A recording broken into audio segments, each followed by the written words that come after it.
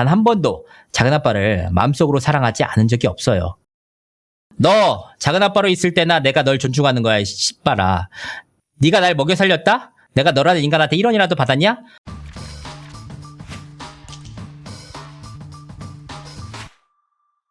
안녕하세요, 이진호입니다. 차가운 회장의 구속영장까지 발부됐던 사안에 대해서 다뤄보고자 합니다. 많은 분들이 좀 가십으로 관심을 갖는 사안이기도 하지만 이번 사태는 굉장히 많은 피해자들을 남겼습니다. 표면적으로만 보면 백현, 이승기, 태민, 이수근, 이무진 씨 등 빅플래닛메이드 소속 연예인들을 비롯해서 관련 업체 대표님들, 영세업자들이 이 일로 인해서 도산위기에 몰리거나 그야말로 엄청난 피해를 당했습니다. 그래서 오늘 관련 내용들을 하나하나 정리해드리고자 하는데요.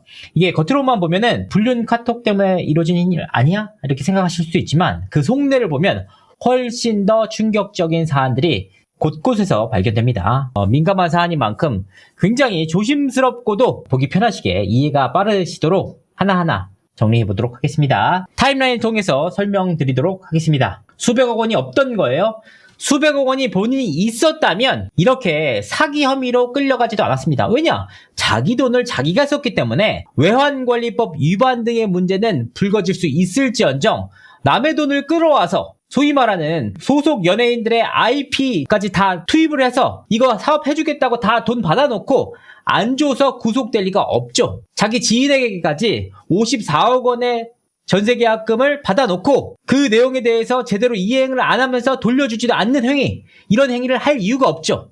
전부 다가 끌어다가 회사가 비정상적으로 운영되는데 썼던 겁니다. 2025년 6월 1일 MC몽씨의 홈파티가 이번 사건의 사실상 발단이자 핵심입니다. 이날이 어떤 날이냐면 이날이 여성 3명과 남성 1명이 MC몽씨의 집에 놀러가서 이른바 홈파티가 벌어졌던 날입니다. 근데 이제 이 당시에 MC몽씨는 뭐라고 했냐면 그냥 아는 애들이랑 밥 먹고 와인 파티를 했던 것 뿐이다, 이렇게 주장을 했습니다. 실제로 이날 홈파티가 벌어진 것도 사실이에요. 그런데 공교롭게도 이 홈파티가 벌어지는 과정 속에서 차가운 회장이 MC몽씨의 집을 찾습니다. 그리고 MC몽씨의 집을 찾자마자 두 사람이 2층으로 올라가서 몸싸움이 벌어지는 굉장히 과격한 싸움이 벌어져요. 그 과정에서 이 두 사람이 싸우니까 홈파티에 있었던 사람들이 다 집에 갔을 거 아닙니까? 싸움 자체는 팩트다. 차가운 회장도 인정을 했었어요. 싸움 자체는 사실이다. 그런데 여기서 우리가 왜 싸웠느냐, 이 얘기를 두고 말이 엇갈립니다. 왜냐하면 차가운 회장은 유부녀예요. 이제 남편이 있는 상황입니다. 실제로 남편과 최근까지도 함께 생활했습니다. 그러니까 이 불륜설에 대해서 본인이 굉장히 민감할 수밖에 없어요. 사실 불륜설에 대해서 사실인지 아닌지 저는 알 수가 없습니다. 두 사람의 관계니까. 제3자가 그걸 어떻게 알겠습니까? 현장을 본 것도 아닌데. 근데 이때 당시 홈파티가 벌어지는 상황 속에서 MC몽씨와 차가운 회장 간에 거의 난투극에 가까운 싸움이 벌어졌었고, 근데 이제 차가운 회장도 얘기를 합니다. 맞아, 싸운 건 사실이지만 나는 MC몽씨에게 수백억 원을 투자한 투자자다. 배드빌런이나 연예인들에 대해서 노래 만들려고 수백억 투자했는데 일 하나도 안 하고 이렇게 놀고 있고, 연락해보니까 전화는 하나도 안 받고, 전화를 안 받아서 집에 찾아왔더니 뭐하고 있었느냐? 너 지금 애들이랑 놀고 있잖냐? 지금 여자애들이랑 시시덕거릴 때냐? 우리가 정말 앨범을 내야 될 시기가 아니냐? 라는 것이 차가운 회장의 주장이에요. 순수하게 차가운 회장의 말대로 프로듀서에게 전권을 줬는데 그 프로듀서가 제대로 일을 안 하면서 불거진 문제에 대해서인지 시청자분들이 그 일 이후에 벌어진 사건들을 보면 명확하게 판단하실 수가 있습니다. 카톡은 조작이다. 카톡이 조작이다. 이걸 먼저 설명을 해드리는데 이게 왜 문제냐? MC몽씨와 차가운 회장 간의 카톡입니다.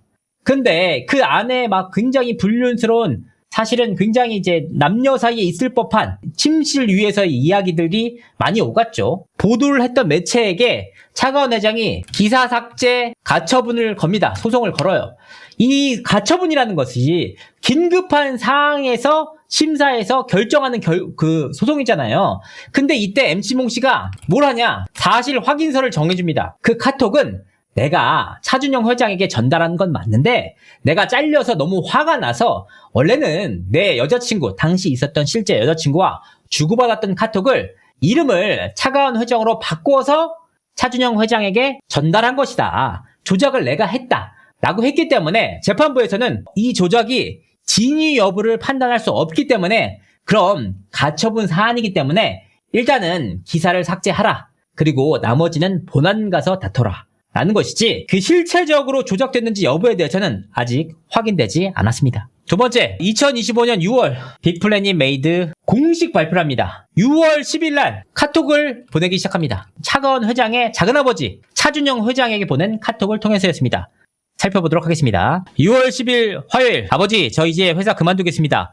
회사만 열심히 하려고 했는데 가온이는 그게 아닌가 봅니다. 그 친구의 욕설과 거짓말도 이제 욱하는 성질도 더는 그만하겠습니다. 절 가장 높이 올려줬지만 절 가장 낮게 평가하는 사람과는 못하겠습니다.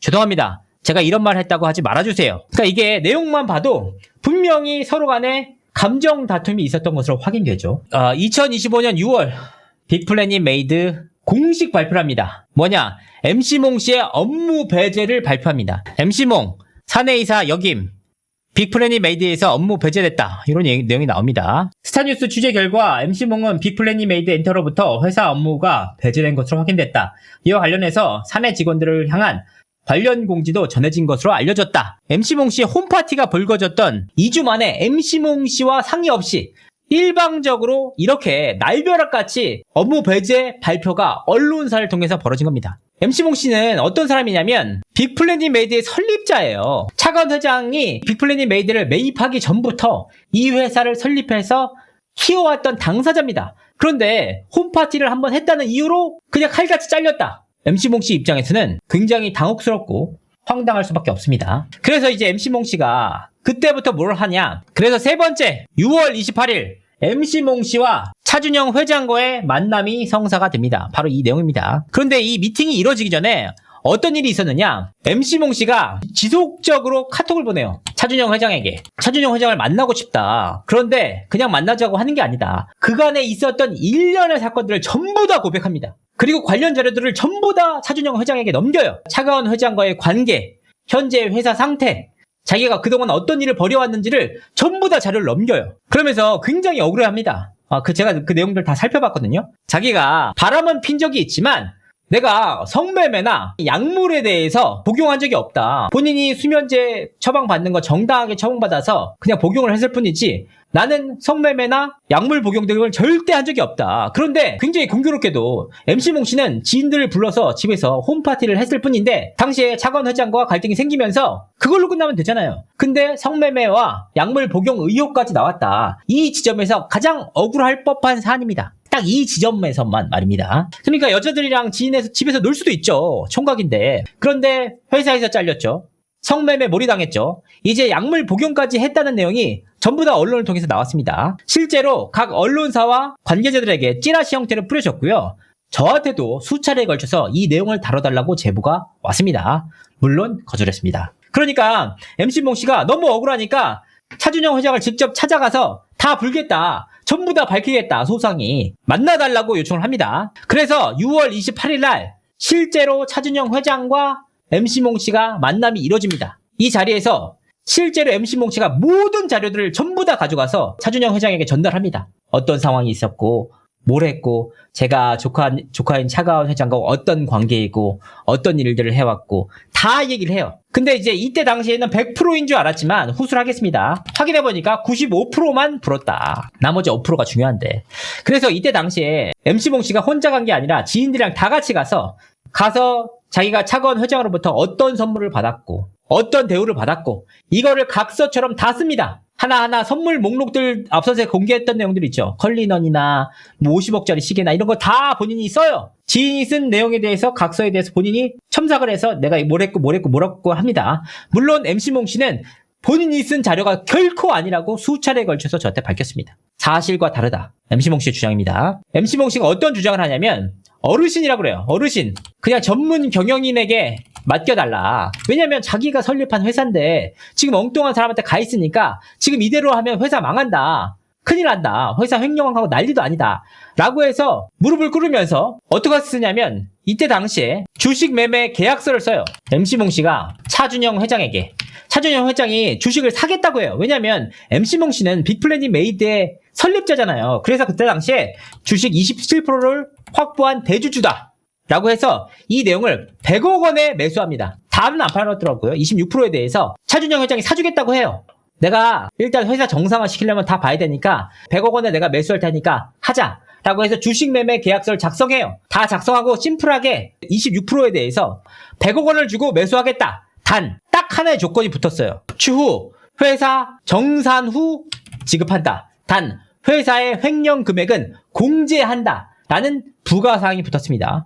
그러니까 만약에 횡령한 금액이 있으면 그 금액은 공제하고 이 100억 원을 주겠다는 겁니다. 그러니까 소위 말하는 회사 정상화 수순이었습니다. 근데 이게 차가운 회장과 차준영 회장의 혈연 관계예요. 조카입니다. 조카. 그렇기 때문에 MC몽 씨가 6월 10일부터 지속적으로 보내오는 카톡에 대해서 확인해보니까 본인을 욕하는 내용들도 있고 말이 안 되는 내용들이 많아서 차가운 회장한테 보내요. 그 카톡을. 이거 사실이야? 뭐야? 그냥 보내. 근데 그랬더니 차가운 회장이 보면서 이런 말도 안 되는 걸 왜 속냐? 다 거짓말이다. 내가 MC몽 도박비 다 갚아줬다. 식의 답장을 보냅니다.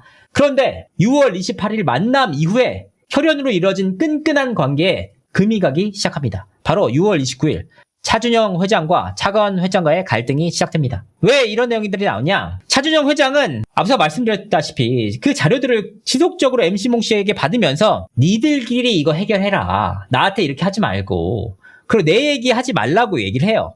그런데 6월 28일 바로 전날 MC몽과 차준영 회장이 만나면서 상황은 완전히 달라졌습니다. 두 가지 이유가 있었는데 첫 번째, MC몽 씨는 자료를 보내왔어요. 그러니까 이 자료를 가지고 차가운 회장에게 물어요. 어디 사실이 맞는지 회계장부를 까보자. 공개해라. 라고 해요. 그랬더니 차가운 회장이 굉장히 화가 난 거예요. 아니 내가 MC몽 도박빚도 갚아주고 걔네들 거 다 뒤처리하냐고 내가 이렇게 힘든데 왜 MC몽 말 믿냐. 내가 조카인데. 그러면서 회계장부 공개를 거부합니다. 그러니까 차준영 회장 입장에서는 여기서 의심이 가기 시작한 겁니다. 두 번째, 가족 간의 믿음이 깨졌다. 확인해보니까 차준영 회장은 그 집안의 둘째예요. 근데 첫째 형이 있는데 첫째 형이 교수입니다. 근데 교수인데 그분의 딸이 바로 차가원 회장이에요. 둘째인 차준영 회장이 자수성가하면서 돈을 엄청나게 많이 벌었어요. 수백억, 수천억의 자산가가 됐어요. 근데 형은 달랐습니다. 동생과는 달리 형은 금전적인 부분에서 그렇게 큰 돈을 벌지 못했고 일반적인 수준이었던 것으로 보입니다. 그러니까 동생이 많은 돈을 벌었으니까 형이기 때문에 수십 년 동안 경제적으로 서포트를 하면서 형을 키워준 거예요. 형을 보살펴 준 겁니다. 확인해보니까 40억 원이 넘는 돈을 동생이 서포트를 해줬더라고요. 사실 본인이 시행사 대표로서 라누보도 하고 에테르노도 하고 다 이걸 지어왔는데 근데 문제가 뭐냐?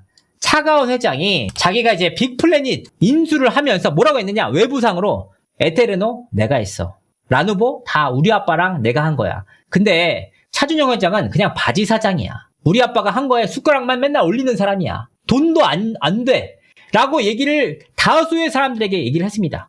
그래서 차준영 회장이 처음에는 긴가민가 하다가 확인해보니까 진짜로 다 그런 얘기를 한 거예요. 차준영 회장은 바지 사장이다. 그러니까 이 내용을 듣고 차준영 회장이 돈 거예요. 아니 내가 가족을 위해서 너를 조카가 사업한다고 돈도 서포트 해주고 이것저것 다 해줬는데 내가 바지라고 해? 그래서 굉장히 큰 충격을 받아요. 그래서 거기서부터 비극이 시작됩니다. 그래서 다섯 번째 6월 28일부터 7월 초 여기서부터 본격적인 비극의 시작이 됩니다. 이게 굉장히 큰 비극이에요. 조카의 이 행동에 대해서 굉장히 분노한 차준영 회장이 본격적으로 빅플래닛 감사에 돌입합니다. 왜 감사를 했느냐? 차준영 회장이 그냥 근거가 없는 게 아니고요. 저 같으면은 진짜 이런 작은 아빠 있으면은 업고 다닐 텐데 사람마다 좀 다른 것 같아요. 뭐냐면 2022년 7월 달에 빅플래닛 인수를 했단 말이에요. 차가원 회장이 인수를 했어요. 이때 차준영 회장이 돈이 많으니까 조카가 인수하고 좀 도와달라고 했나 봐요. 그래서 그때 당시에 바로 7억 9천만 원을 쏴줘요. 그냥 바로 통장에 넣어줍니다. 근데 그냥 줄 수가 없잖아요. 왜냐면 이게 증여가 되니까. 그래서 그 빅플래닛 메이드 인수할 때 7억 9천만 원을 대해서 투자금으로 명목을 하고 지분 10%를 가져옵니다. 조카기 때문에 그거 안 받아도 돼. 이 정도 재력이 있는 것으로 보여요. 차준영 회장은. 그런데 어떤 일이 벌어졌느냐. 이렇게 경영이 막 횡령이 이루어지고 난리가 났다고 하니까 그러니까 10%의 주식을 가진 주주의 입장으로서 한번 MC몽 말이 맞는지 까보자 하고 나서 큰일이 난 겁니다. 왜냐? 7억 9천을 쏴줬는데도 주주 명부를 확인 안 했어요. 그냥 뭐 조카가니까 알아서 하겠지. 근데 그때 당시 주주명부를 까보니까 자신의 지분이 0%다. 아예 지분이 없는 것으로 확인됐어요. 투자금을 보내고 그때 당시 인감까지 보냈다고 하는데 차가운 회장이 아예 주주로서의 그 등기를 치지 않았습니다. 그러니까 최종적으로 차준영 회장의 지분 0%. 놀랍잖아요. 이거 어떻게 된 일이야? 그래서 추가적으로 확인을 했어. 그랬더니 어떤 일이 벌어졌느냐? 더욱 충격받은 사람이 누구냐? MC몽이 더 큰 충격을 받았습니다. 왜? MC몽 씨는 100 지분을 50% 가지고 있었어요.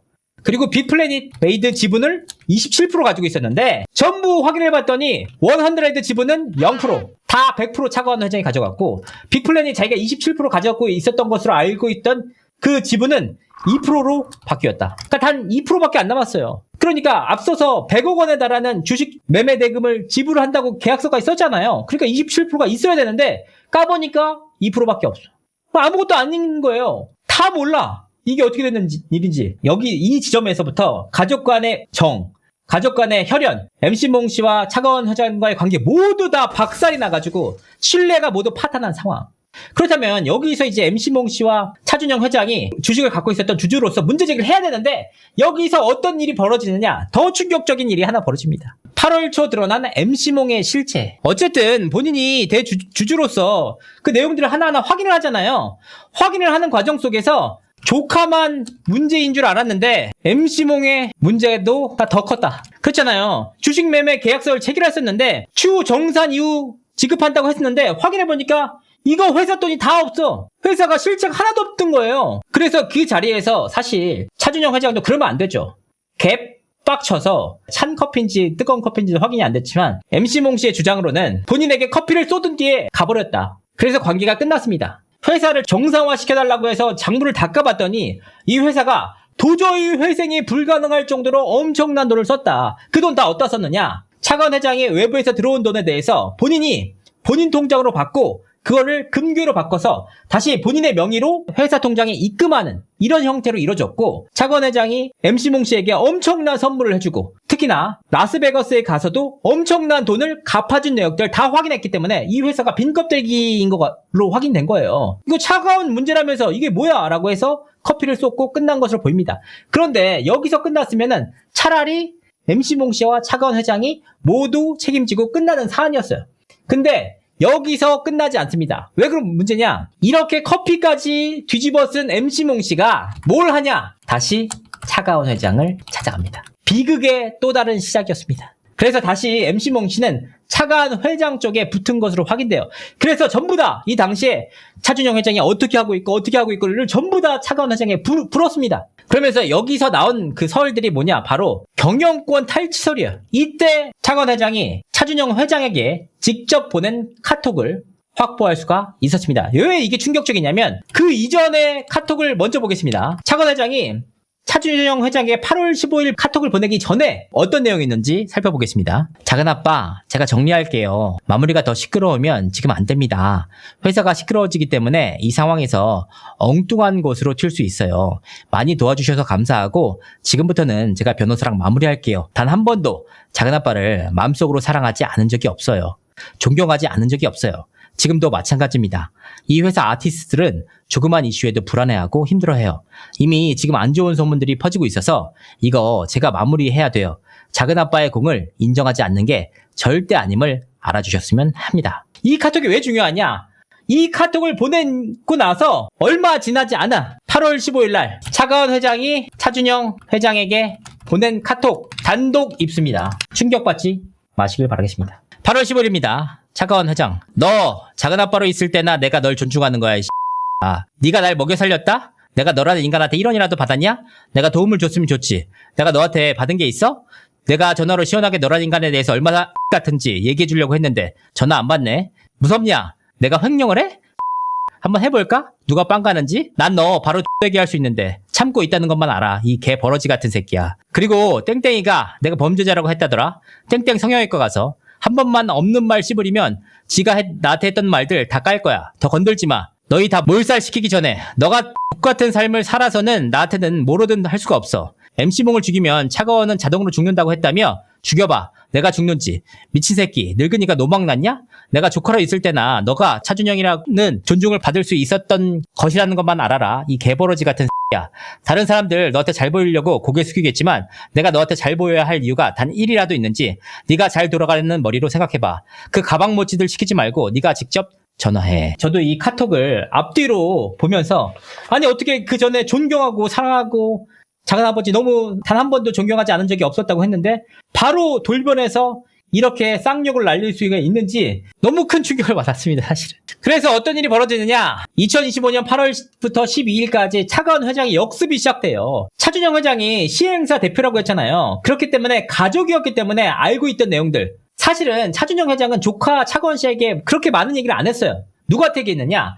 매일같이 본인의 회사로 출근하는 형에게 다 얘기했죠. 본인이 형이기 때문에 본인의 치부에 대해서도 여러 가지 문제에 대해서 다 얘기를 했을 거 아니에요. 그런데 조카인 차가원이 어느 날 이걸 다 알아서 작은아버지인 차준영 씨에게 대대적으로 문제 제기를 시작합니다. 막 여러 가지 문제 제기, 법적으로 문제가 또 벌어지게 하고 각 언론사에 찌라시까지 만들어서 대대적으로 뿌립니다. 저도 받았어요. 그러니까 차준영 회장 입장에서는 조카를 해주려고 하다가 역습을 당한 거예요. 그러면서 조카한테도 욕을 했죠. 그래서 여기서 더 이상 가만히 있으면 안 되겠다라고 해서 차준영 회장이 작년 12월 4일날 차가원과 MC몽의 불륜 카톡을 언론사에 제보합니다. 제보해서 이 내용이 24일날 더 팩트라는 매체에서 단독 보도됐습니다. 소위 말하는 연예계를 뜨겁게 달궜던 핵폭탄이 터진 겁니다. 더 팩트라는 곳에서 이 카톡자를 입수해서 두 사람의 불륜설을 보도했죠. 많은 분들이 기억하고 계실 겁니다. 당시에 카톡들, MC몽 씨랑 어떻게 하고 싶다. MC몽 씨의 정자가 어떻게 나오지 않지만 노력해봐 달라. 연인이나 특별한 관계가 아니고서는 절대 나올 수 없는 내용들이 대대적으로 나오면서 소위 말하는 불륜설이 보도됐습니다. 그때 당시에 차가원 회장이 했던 말이 뭐냐? 그 카톡은 전부 다 조작된 거다. 그래서 그때 당시에 저한테도 그런 얘기를 했어요. 차가원 회장이. 그래서 제가 말씀을 드렸습니다. 이거 만약에 조작된 거라면 아주 쉽습니다. 핸드폰 갖고 계시니까 이거 포렌식 하시죠. 포렌식 해가지고 이 자료가 조작된다는 거 입증하시면 그 매체 망합니다. 하시죠. 라고 했더니 그때 뭐라고 했느냐? 본인의 핸드폰을 잃어버렸다고 합니다. 그럼 MC몽 씨는 있다? MC몽 씨도 없대요. 그러니까 핵심적으로 두 사람이 같이 주고받았던 불륜 카톡이 그 누구도 갖고 있지 않아요. 그렇기 때문에 어떻게 됐냐? 입증을 못한다는 겁니다. 왜냐하면 이게 아무리 국과수에 가더라도 이 자료가 사실임을 인증하려면 원본 자료가 있어야 되거든요.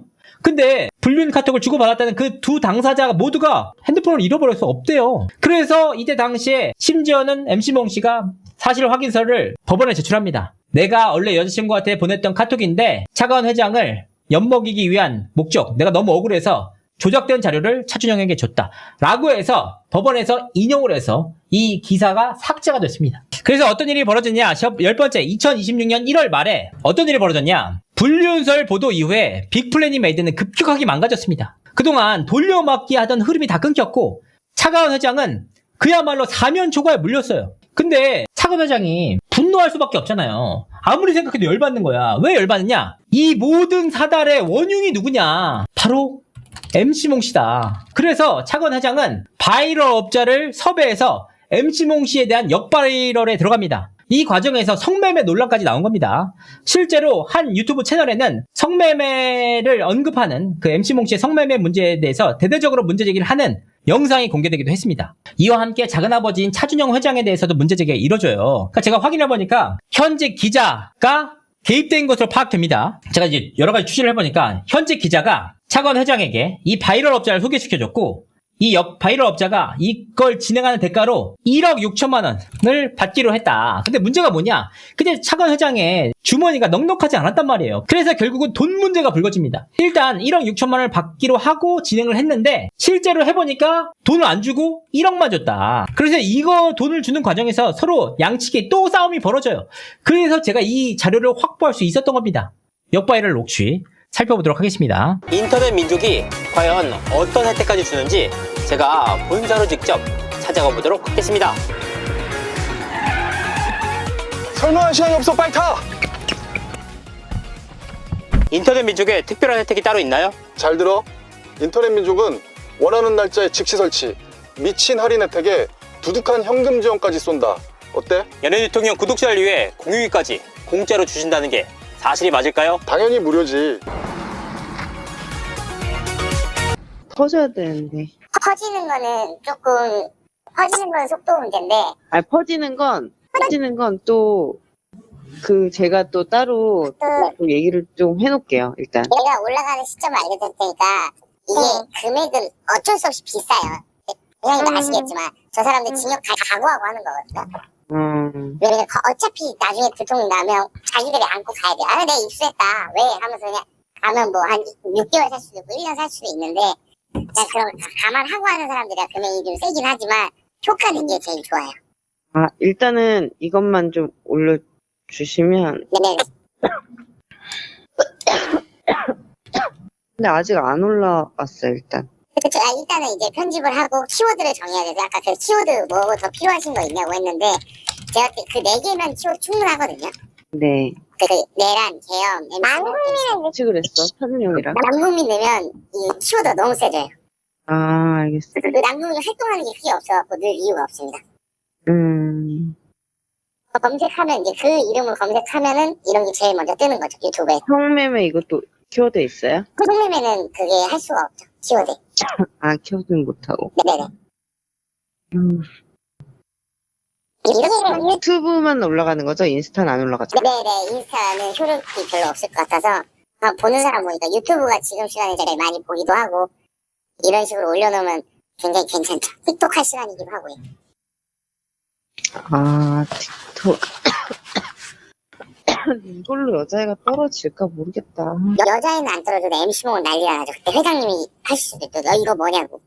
내가 뭘 어떻게 알아, 이거 어떻게 알아, 이러지, 나는. 내가 뭘 알아, 네가 차준영이 했겠지, 내가 이러겠지. 그쵸, 아니 뭐 예를 들어 회장님 공격하시죠. 뭐 짓거리하고 이런 게 또 뜨냐고. 내가 뭘 먼지거리를. 아니 MC몽한테. 너 먼지거리. 아 내가? 네네. 내가 나 차단당했다니까? 아 맞다. 나는 얘랑 소통을 지금 못해요. 나는 소통해야 되는 사람이잖아요. 그죠. 못한다니까, 이 여자애 때문에. 그러니까 여자애 빨리 치워야 된다니까. 네네. 그 정도는 무조건 떨어져 나가지 않겠습니까? 안 나갈 수 있어. 왜냐면 여자애가 돈을 받는 것 같아. 근데 이제 뭐 압류 들어가고. 벤틀리를 뺏어와야 돼. 그쵸. 이건 회사 차원에서 내용 증명도 월요일날 보내시는 것도 괜찮습니다. 아니, 다 했어, 우리는.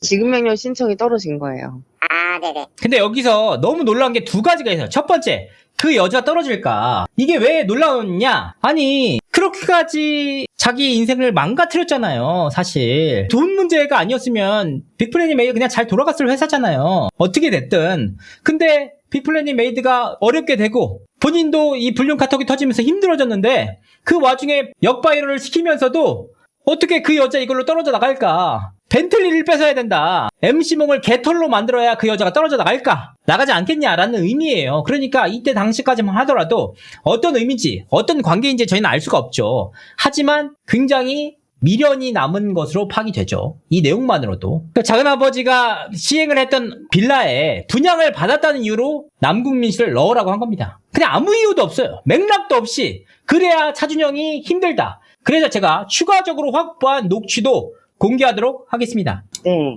예, 지금 일단은 잡기로 했고요. 남국민, MC몽, 한글 MC몽, 성매매 이렇게 잡기로 했거든요. 남국민도 잡기로 했어요? 네네. 네. 이렇게 이제 올라갈 겁니다, 이제. 남국민도 잡기로 했구나. 네네. 남국민 검색하면 그게 뜹니다, 같이.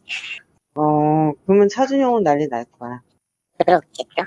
보시면 알겠지만 그냥 남궁민 씨는 그 업체가 시행한 그 빌라에 분양을 받았다는 이유로, 그러니까 차준영 회장의 고객 중에 한 명이 되겠죠. 그냥 공개하라는 거예요. 담그기 위한 목적으로. 그렇기 때문에 1억 6천을 태운 거예요. 물론 1억 6천을 태우기로 하고 실제로는 그보다 훨씬 적은 돈을 주면서 서로 간에 다툼이 생긴 것 뿐입니다. 네. 유명인이기 때문에 그냥 담그라고 얘기를 한 겁니다. 그게 이 사안의 진짜 핵심적인 내용이에요. 그 사람이 도대체 무슨 문제예요? 실제로 그 당시에도 굉장히 다수의 카톡, 가수의 그 찌라시들, 관련 시행사에서 분양한 빌라에 들어간 연예인들을 다 그냥 아무 맥락도 없이 대대적으로 문제제기하면서 그냥 작은 아빠인 차준영을 죽이고 괴롭히는 목적으로 그걸 공개했던 겁니다. 저한테도 다뤄달라고 되게 많이 했었어요. 하지만 너무 말이 안 되는 내용이기 때문에 정리를 했습니다. 그래서 2026년 5월 초에 PD수첩 취재가 시작됩니다. 지난해 말에 MC몽 씨가 차준영 회장을 찾아갔다가 결국은 팽당하고 다시 차관 회장을 찾아갔잖아요. 차관 회장에게 자료는 다 줬으되 MC몽 씨는 떠났어요. 그냥 손 털고 나옵니다. 차관 회장이랑 재결합한 게 아니고 그냥 끝나고 야인처럼 나왔어요. 근데 어떤 일이 벌어지냐? PD수첩 쪽에서 연락이 와서 취재하고 있다고 하니까 바로 MC몽 씨가 5월 8일 차준영 회장에게 전화를 걸었습니다. 여보세요? 어르신, 누구야? 저 몽입니다. 난 몽이라는 사람 모른다. 저 어르신이랑 한 패 먹게 해주십시오. 뭔 소리야? 부탁드립니다. 어르신이랑 한 패 먹겠습니다. 한편? 저 어르신이랑 어르신 뜻 따르겠습니다. 그러니까 제가 이 녹취를 최초로 입수를 했을 때 이해가 안 갔던 부분이 있어요. 뭐냐? 아니, MC몽 씨가 전화를 했으면 차준영 회장 입장에서는 땡큐잖아요. 차관 회장이랑 서로 안 좋은데. 근데 나 MC몽이란 애 모른다? 이 얘기를 한 거예요. 그래서 왜 모른다고 했지? 그때는 이해를 못 했는데 이번에 타임라인을 정리하면서 지난해 한 차례 이미 뒤통수를 맞고 더 이상은 못 믿겠다. 차라리 그냥 네가 다 기자회견을 해서 풀어라. 그래서 결과적으로 이 내용들이 모두 다 무위로 돌아가니까 2026년 5월 19일 MC몽 씨가 라방을 해서 차준영 회장을 비롯한 관계자들 대다수를 저격합니다. 근데 여기서 되게 신기한 게 뭐냐면 MC몽 씨는 이 사람들을 잘 모른대요. 김민종 씨랑은 한번 대면 면식만 있지 모른대. 근데 막 거기서 대대적으로 문제 얘기를 했었잖아요. 대체 이게 뭐야? 그러니까 이 가족이 아니면은 알 수 없는 내용들, 문제 제기할 수 없는 내용들을 전부 다 문제 제기했다. 그래서 즉 차준영 회장을 저격하기 위해서 차관 회장과 MC몽 씨가 손을 잡은 게 아니냐는 의혹이 나오기도 했습니다. 실제로 차관 회장이 저한테도 그때 전화가 왔었어요. 그래서 저 그때 뭐라고 했냐면 MC몽 씨 자기랑 연락 안 된다는 거예요. 아 그러시냐? 그냥 그러고 말았어요. 근데 MC몽 씨로부터 그때 전화가 저한테도 왔었거든요. 항의하는 문제 제기였습니다. 그러고 나서 바로 차관 회장한테 동일한 내용으로 똑같이 연락이 왔습니다. MC몽 씨가 제 전화번호를 어떻게 알았는지 모르겠습니다. 어쨌든 바로 연락이 왔었습니다. 그래서 MC몽 씨가 전국적으로 방송을 켜서 라이브 방송을 통해서 김민종 씨를 비롯해서 관계자들 전부 다 저격한 거예요. 그 사람들 문제는 뭐냐? 그냥 차준영 회장이랑 친하다는 이유예요. 앞서서 공개가 됐었죠. 남궁민 씨 이름이 왜 나오느냐? 남궁민 씨 아무런 관련이 없어요. 그냥 남궁민 씨가 분양을 받았다는 이유로 대대적으로 문제 제기해서 작은아버지를 괴롭게 하기 위한 목적.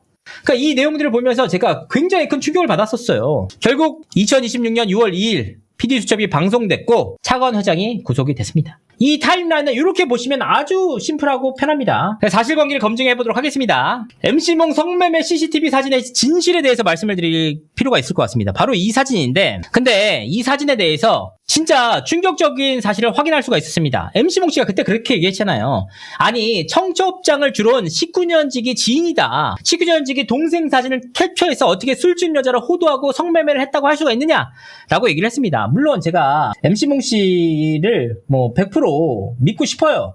믿고 싶긴 하는데 사진은 굉장히 좀 자극적으로 사진이 잡히기도 했습니다. 근데 그때 당시에 이제 MC몽 씨가 뭐라고 얘기를 했냐면 본인이 헤어지자라는 한마디를 했을 뿐인데 물론 주어는 없습니다. 헤어지자는 말을 했는데 결국은 본인이 성매매범으로 몰리고 약물 복용건으로도 문제 제기가 되니까 MC몽 씨가 굉장히 큰 충격을 받았던 모양이에요. 근데 사실 이 사진을 최초로 공개한 사람 있잖아요. 이 사진을 최초로 공개한 사람이 뭐라고 했느냐? MC몽 씨가 거주하고 있는 그 빌라에서 성매매를 한다는 민원 신고가 들어와서 경비실에서 공개한 것이라고 했어요. 근데 이게 얼마나 말이 안 되냐면 우리가 일반적인 아파트에서도 성매매 신고가 들어와서 이 내용을 경비실에서 공개한다 라고 하면 동 대표에게 아마 뺨때기를 맞을 수도 있습니다. 특히나 MC몽 씨가 거주하고 있는 빌라는 굉장히 고급 빌라였기 때문에 이 내용들이 민원 때문에 경비실에서 이걸 공개한다? 그러면은 끝장나는 거예요. 추가적으로 확인해보니까 사실도 아니었어요. 이 개인정보라는 게 심지어 우리 일반적인 아파트에서도 아파트 엘리베이터에 있는 CCTV 달라고 하면 절대 안 줍니다. 왜냐? 개인정보법상 문제가 되기 때문입니다. 그래서 제가 확인해봤더니 황당한 사건이 벌어졌습니다. 2025년 6월 1일 홈파티 당시에 차관 회장이 들이닥치면서 두 사람 사이에서 엄청나게 싸움이 벌어졌잖아요. 그러면서 이 과정에서 홈파티를 즐겼던 사람들이 다 집에 가버렸어요. 그러니까 결국 이들이 누군지 파악이 안 됐습니다. 근데 이때 누구의 지시인지는 모르겠지만 차가원 회장의 운전기사가 경찰에 신고를 했다고 주장합니다. 그러면서 지금 집에 도둑이 들었다. 빨리 지금 확인을 해야 된다. CCTV를 봐야겠다고 얘기합니다. 그래서 통상적으로는 빌라나 아파트에서도 똑같아요. 이 영상을 절대 제공하지 않아요. 근데 이때 당시에 이 기사라는 사람이 확인을 목적으로 본 곳에서 영상을 찍었던 것으로 보입니다. 사진을 찍던지 영상을 찍었던 것으로 보입니다. 그래서 이 자료가 곧바로 차가운 회장에게 넘어가서 이 자료가 바로 성매매라는 프레임이 씌워져서 대대적인 찌라시 형태로 뿌려집니다. 여기서 또 충격적인 게 뭐냐? 이때 당시에 함께 있었던 여성분들 있잖아요. 이 여성분들의 정체까지 전부 다 특정이 돼서 그 사람들의 인스타그램 아이디, 얼굴, 이름, 배경까지 전부 다 찌라시 형태로 만들어져서 뿌려졌습니다. 누가 했는지 몰라요. 하지만 저는 받았습니다. 2차례에 걸쳐서 받았고 이 문제에 대해서 대대적으로 문제 제기를 해달라는 요청도 있었습니다. 그러면 과연 이 내용이 어떻게 알려졌느냐? 거꾸로 생각해보니까 MC몽 씨 입장에서는 이 사진이 공개된 이후에 화가 날 수밖에 없잖아요. 그래서 당연히 본인이 거주하고 있는 그 주택의 경비실에 대대적인 문제 제기를 합니다. 아니 어떻게 우리 집에 놀러온 사람에 대해서 이렇게 신원이 특정될 수 있게 사진이 공개될 수 있느냐? 나 고발 다 하겠다. 라고 한 거예요. 그러니까 이 업체에서는 난리가 날 수밖에 없죠. 경비업체에서는. 그래서 다시 차가원 씨의 운전기사라는 사람에게 문제 제기를 했고 이 차가원 씨의 운전기사라고 하는 사람 입장에서는 이실직고할 수밖에 없는 상황이 되면서 이 내용들이 전부 확인이 된 겁니다. 그런데 이 사진이 공개되면서 하는 말, 빌라에 거주하고 있는 거주자가 성매매를 한다는 민원이 들어와서 이 자료를 경비실에서 공개했다. 여러분 한번 이 내용이 현실성이 있는지 생각해 보시면 좋을 것 같습니다. MC몽 씨가 일을 안 해가지고 MC몽 씨에게 회사 대표로서 문제 제기할 수 있죠. 그런데 이렇게 CCTV까지 확보해가지고 MC몽 씨에게 그때 당시 갔던 여자들 전부 다 특정해가지고 누군지 확인하기 위해서 경비실에 대해서까지 문제 제기를 하는 케이스가 저는 정녕 일반적인 현상인지 진짜 묻고 싶습니다. 차가운 회장의 녹취에서도 거짓말이 굉장히 많이 나와요. 가장 대표적인 케이스가 제가 어저께 공개했던 내용 중에 하나인데 그게 아닌데. 그리고 내가 MC한테 120억 뜯겨가 나 더 뜯겼거든? 쟤한테 한 400억 뜯겼거든? 근데 120억 때문에 내가 현장이 멈춘 줄 알더라고. 그게 아닌데. 아니 120억, 400억은 뭘 그렇게 뜯어갈 게 있던 400억이면 그 중간에 말도 안 되는 금액이네. MC몽이 도박빚이 엄청 많았어. 근데 중간에 나랑 백현이를 협박한 게 뭐였냐면, 나 이거 터지면 니네 둘 다 죽어. 차건 이거 갚아. 제가 갚아줬어요? 백현이가 죽으면 안 되니까. 그게 400억이 안 된다고? 그게 200억? 미치네 진짜. 진짜 미치네. 근데 그건 왜 얘기를 안 해? 내가? 응. 백현이가 나한테 울면서 부탁했어. 네. 자기 더 이상 MC몽이랑 엮이고 싶지 않대. 나가 제발 한 번만 참아달래. 이 녹취가 공개된 이후에 많은 사람들이 백현 씨가 무슨 잘못을 해가지고 차가운 회장으로부터 약점 잡힌 게 아니냐, 많은 분들이 의혹의 시선을 보내기도 했는데요. 제가 이 녹취를 들으면서 어떤 생각이 들었냐면 실제로 200억 정도를 갚아줬다는 말 이외에는 대다수가 사실과 다르다고 파악이 됩니다. 왜냐? 일단 차가운 회장은 MC몽 씨의 빚을 갚아주는데, 그게 도박빚인지 무슨 빚인지 모르겠어요. 근데 그 빚을 갚아주는데 굉장히 적극적이었습니다. 왜냐하면 MC몽 씨의 빚만 갚아준 게 아니라 MC몽 씨와 같이 놀러갔던 사람들의 빚까지 갚아줬어요. 그리고 심지어는 차가운 회장은 라스베이거스에 함께 동행까지 했죠. 더욱이 MC몽 씨가 고가의 명품을 사는데도 적극적으로 사고 싶은 거 사, 쇼핑 시원하게 해 라고 얘기한 사람도 차가운 회장이었습니다. 근데 제가 이 내용들을 확인해보니까 이 과정에서 가장 또 충격적인 단독 말씀드리도록 하겠습니다. 이게 짜단인데 짜친 단독 말씀드리도록 하겠습니다. 뭐가 있냐면 MC몽 씨가 차가운 회장으로부터 받은 명품들이 있어요. 굉장히 고가의 명품들인데 시계나 뭐 여러 가지 제품들이겠죠. 지갑이나 가방이나 이런 내용들인데 이 내용들을 차가운 회장과 관계가 단절되면서 이걸 어디 올리냐? 당근 마켓에 올립니다. 그냥 본인 것만 올리면 되는데 MC몽 씨가 이게 진품이라는 것을 인증하기 위해서 영수증까지 첨부를 합니다. 근데 영수증을 첨부하면서 거기에 회사 관계자 이름이 들어가 있었던 거예요. 그래서 그 내용을 차관 회장이 인지한 뒤에 MC몽 씨에 전화를 해가지고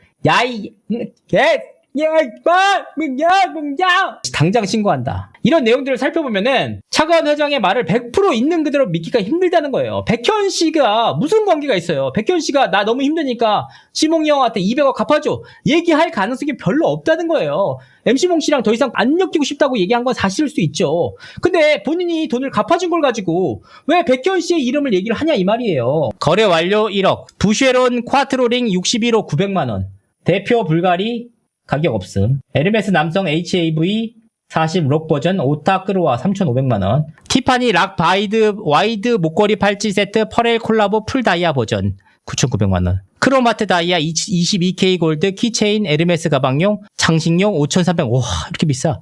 불가리 반지 팔찌 컬렉션 100만원. 이런 내용들이 전부 다 왜 당근에서 하냐? 당근에서 하면 세금 없이 고가의 제품들을 거래할 수가 있으니까 이런 내용들을 실제로 했던 것으로 보입니다. 근데 단순히 이렇게만 하면 좋을 텐데 아마 이런 내용들을 가지고 차관 회장은 다른 여성들을 만나는데 쓴 것이 아니냐라고 의심하고 있는 상황입니다.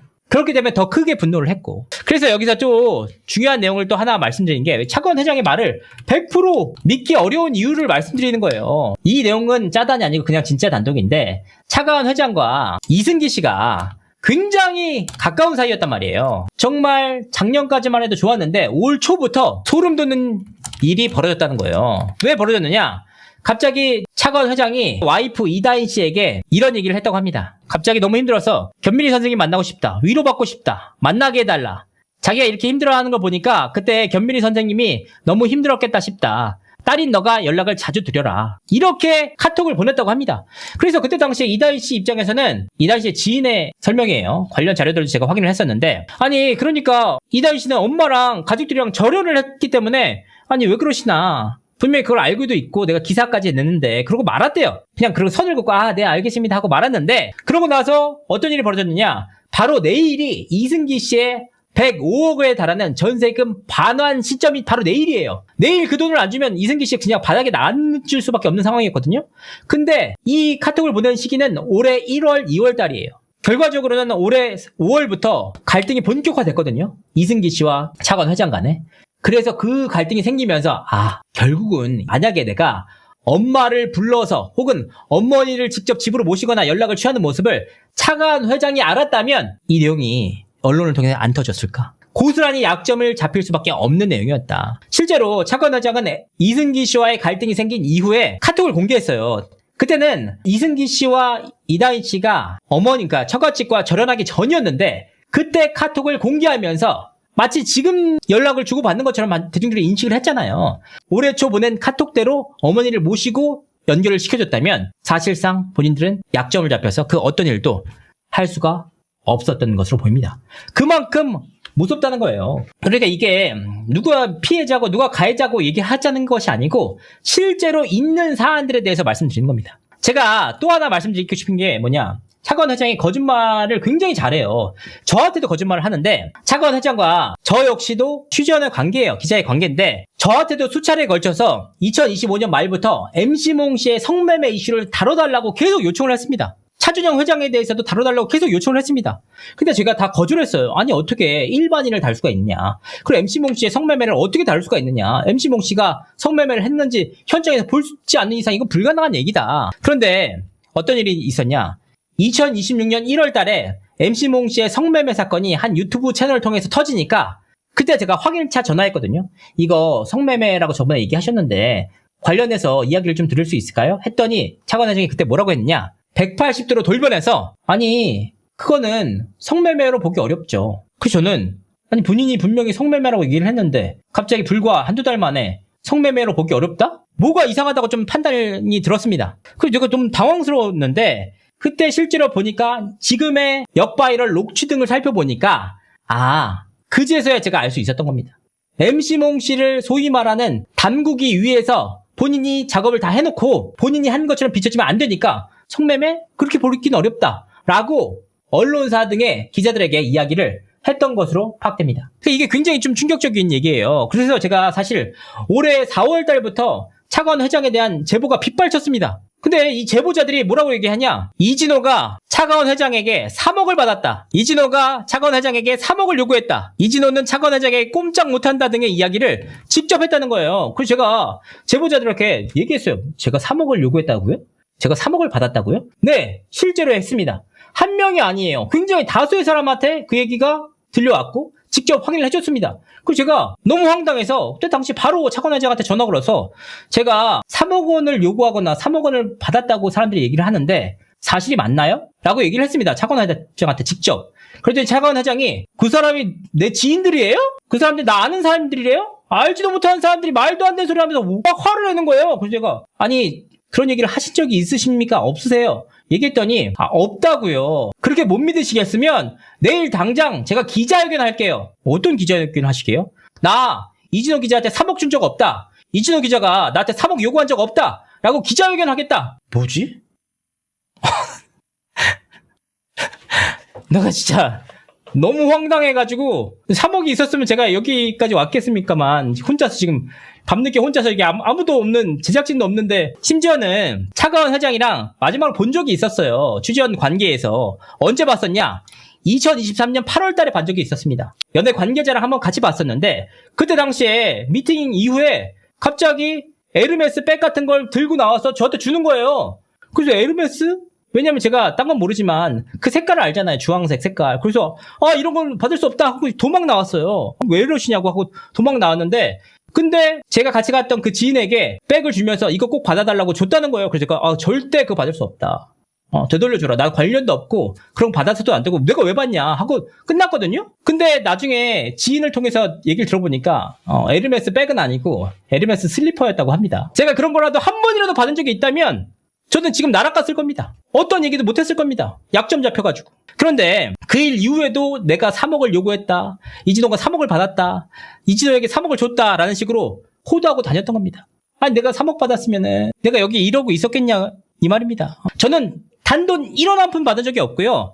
근데 이 문제를 확인하다 보니까 어떤 케이스냐. 내가 전부 열받았는데 제가 확인해보니까 나뿐만 아니라 유력 매체를 언급하며 다 똑같은 얘기를 했다. 그래서 제가 그때 좀 약간 기분이 좋아졌어요. 왜냐? 내가 유명 매체와 어깨를 나란히 할 정도로 성장을 했기 때문에 그러니까 내가 돈을 요구했다고 하는구나. 내가 돈을 받았다고 하는구나. 라고 정신승리를 했습니다. 그러니까 괜히 무슨 돈을 받았다, 가방을 받았다, 무슨 3억을 받았다 이런 얘기들을 제가 1%라도 여지를 줬으면 저는 이 자리에 있지 못했을 겁니다. 차가운 회장이라는 인물에 대해서 잘 나타난 케이스가 이승기 씨예요. 이승기 씨는 제가 방송에서도 수차례 문제 제기를 했던 인물이에요. 잘못한 부분에 대해서. 그럼에도 불구하고 그와는 별개로 이승기 씨가 자신이 당했던 일에 대해서 정당하게 차관 회장에게 문제 제기를 했는데 결과적으로 돌아온 건 뭡니까? 이승기 씨에 대해서 폭로하는 카톡과 자료들을 유튜브 방송 등을 통해서 공개가 됐잖아요. 이승기 씨는 본보기가 된 거예요. 빵! 찍어 눌러서 그 누구도 찍소리 못하게 나머지들 가만히 있어 라고 하니까 실제로 이승기 씨 이후로 나설 수 있는 연예인이 아무도 없습니다. 지금 현재 백현, 태민, 이무진 씨, 이수근 씨 등등등등등등 엄청나게 많이 피해를 본 사람이 다수의 연예인들이 있어요. 아무도 나서지 못하고 있습니다. 그래서 제가 이 방송을 하는 거예요. 그분들은 어쩌면 제 방송을 지금 보고 있을 겁니다. 지금 굉장히 떨고 있을 수밖에 없죠. 왜냐하면 소속사 대표와 소속 연예인의 관계를 떠나서 차관 회장이 굉장히 가족처럼 친근하게 다가가는 스타일이기 때문에 그분들 역시 속내를 털어놨을 거 아니에요. 본인들의 약점을 털어놨을 거 아니에요. 이 약점들이 하나같이 탁 잡혀서 지금 현재 전전긍긍하고 있는 상황입니다. 다시는 이런 비극이 벌어지지 않기를 바라는 마음입니다.